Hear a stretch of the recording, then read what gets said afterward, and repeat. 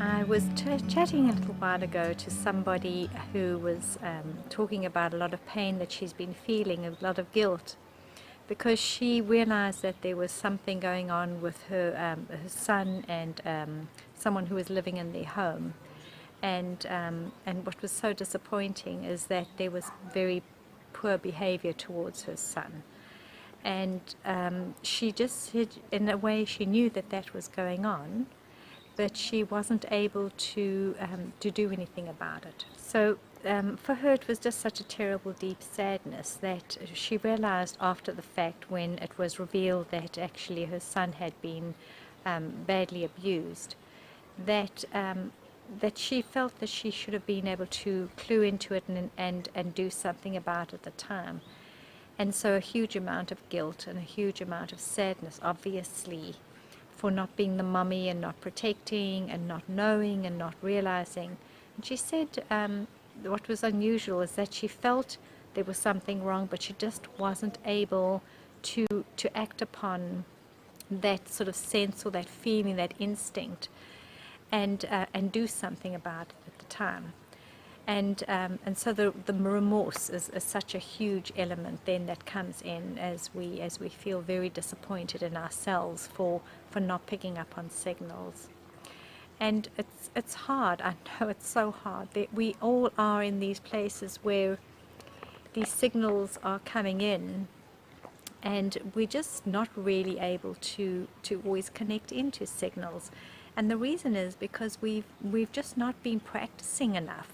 We are so evidence-based that we always want to see evidence, and we're just not willing to trust our own intuition and our own instincts. And so what happens is we override that all the time. When we do this, we are opening up a signal of self-betrayal.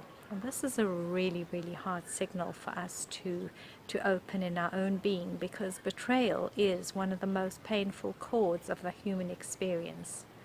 Inside of all the very sad and very depleting experiences that we have as human beings, the chord of betrayal is always there. In abuse, there's a betrayal. In neglect, there's betrayal. In abandonment, there's betrayal. In lies and deceit and deception, there's betrayal. So it is a huge chord that opens up into our reality. It becomes very, very painful for us. Until we get to the point where we are really willing to listen to guidance and start to follow our instinct and start to listen for the signals, it's going to be a little disappointing for us just managing and maneuvering through this life journey. These points where we start to awaken and we start to agree that we do have more than just one faculty and one way of being in the world, one dimensional way of processing. When we begin to agree that we really are multi-dimensional beings, that we are learning how to awaken and process on many, many levels through many dimensions, then we are going to start finding it easier being here.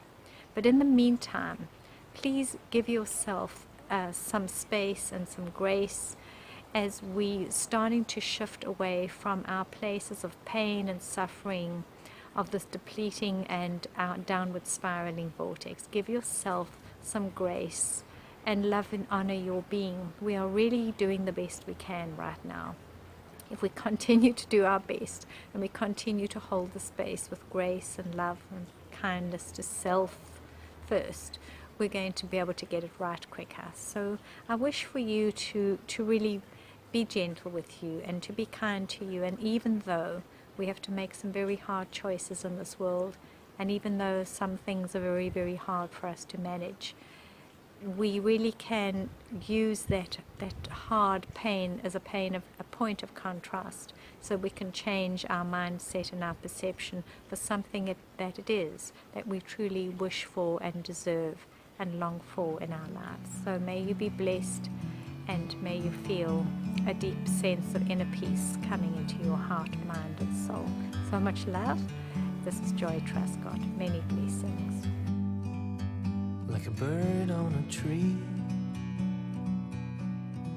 I'm just sitting